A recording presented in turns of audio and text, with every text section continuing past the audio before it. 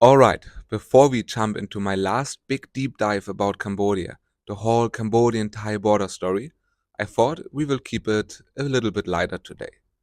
Let's talk about the culture shocks I faced as a German living in Cambodia. Some of them are funny, some of them are absolutely mind blowing, and a few might make you rethink what you thought you knew about Cambodia or even Germany. So stick around till the end because I will need your help. Where I should take the camera next? To India, where I traveled a lot last year and even had my eyes lasered.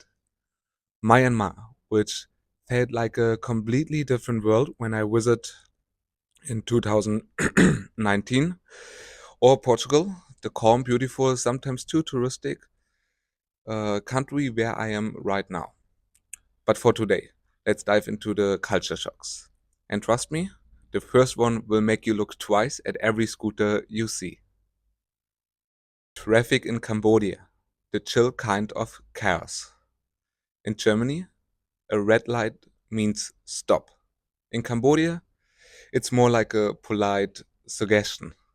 You technically need a license for a car, but I know a few people who drive without one. Kids basically hop on a scooter as soon as they can reach the handlebars.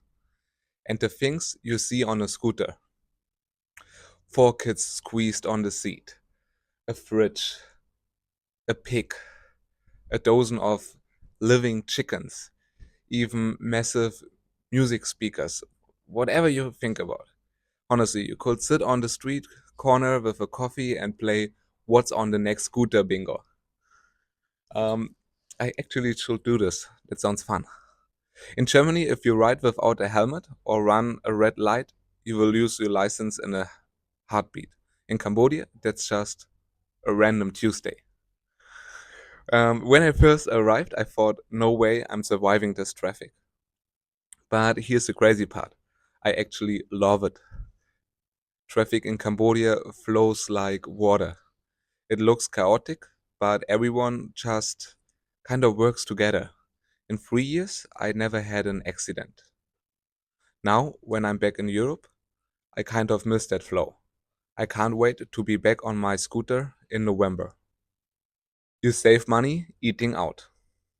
In Europe, cooking at home usually saves you money.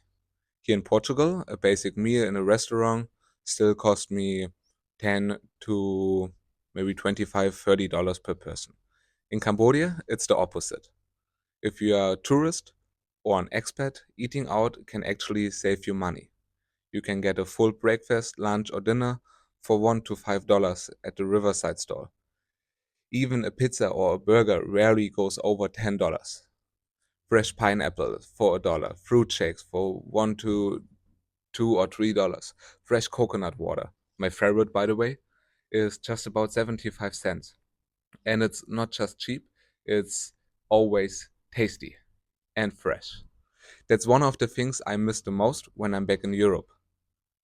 Raw meat and food safety. This one honestly shocked me at first. Walk through a Cambodian market and you will see the meat sitting out at room temperature at 35, 30 degrees. People touch it before buying. You pick your own fish or shrimp from a tub of water, often with your bare hands, just like the person in front of you did. And you not wash their hands before, obviously. For a German, that feels like a hygienic nightmare. And yet, I started eating things like raw beef salad. And I loved it. The craziest part? My stomach never went crazy. Somehow it prefers Cambodian food over the heavy bread-based meals I grew up with in Germany. Trash and plastic. In Germany, we separate every bit of waste: paper, plastic, organic, um, batteries, everything goes in a different bag of trash. In Cambodia, everything goes into one bag. Sometimes people just burn their trash right outside their homes. And plastic use is on another level. You get your iced coffee in a plastic cup inside a plastic bag, with a plastic straw that was wrapped in more plastic. It's funny at first, but also a bit sad, especially because you sometimes see trash in rivers or in the countryside. But to be fair, this isn't only a Cambodian problem. Even in Europe and Germany, we still have a long way to go to keep everything completely clean. Festivals and parties. I love a good techno club night in Germany. Clubs in Germany are usually better than in Cambodia. But when it comes to public festivals and street parties, Cambodia wins for me. The vibe is so much warmer and friendlier. People party in the streets, share food, splash each other during water festival or Khmer New Year. And believe it or not, it feels actually safer in Cambodia than in Germany. Cambodians are incredibly friendly and it's just pure fun. If you want to see, I have a whole video about it. It's one of my favorites, street parties in Cambodia. Cost of living and lifestyle. The average salary in Cambodia is much lower than in Germany, often under $500 a month. Many people don't have health insurance or a retirement fund, nothing. That's one of the things I appreciate about Germany. Even if you lose your job, you don't have to fear starvation. There's a healthcare and some safety net.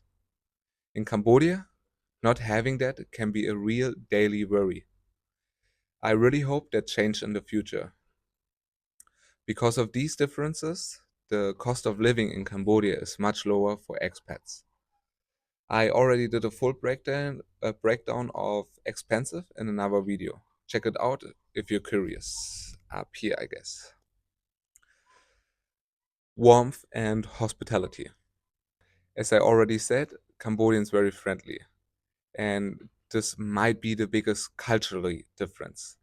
Germans are the Germans are not rude, but we tend to keep to ourselves. Cambodians are warm, open, and often smiling. They make you feel welcome. That human touch is something I've come to love and miss whenever I leave. Convenience. In Germany, most shops close at 8, 9, 10 p.m., and almost everything is closed on Sundays. If you want food delivered, you often pay a big delivery fee. In Cambodia, there's always a small shop open somewhere. Street stalls are often cheaper than supermarkets. Food delivery is cheap and fast. Even banks are open on Sundays. When I first arrived in Cambodia, I get my credit card on a Sunday within 50 minutes or a half hour. Life there just feels easier and in a way just a bit calmer. Ending and outlook. So that's it for today. Not all the culture shocks I've experienced, but definitely some of the most obviously and memorable ones. In the next video, I will take a deeper dive into the ongoing border tensions between Thailand and Cambodia. And to understand it well, we need to go all the way back to the time when the Khmer built Preah Vihear, even before the Siam Empire existed. After that, I will be sharing stories from from other places, like India, Myanmar, or Portugal.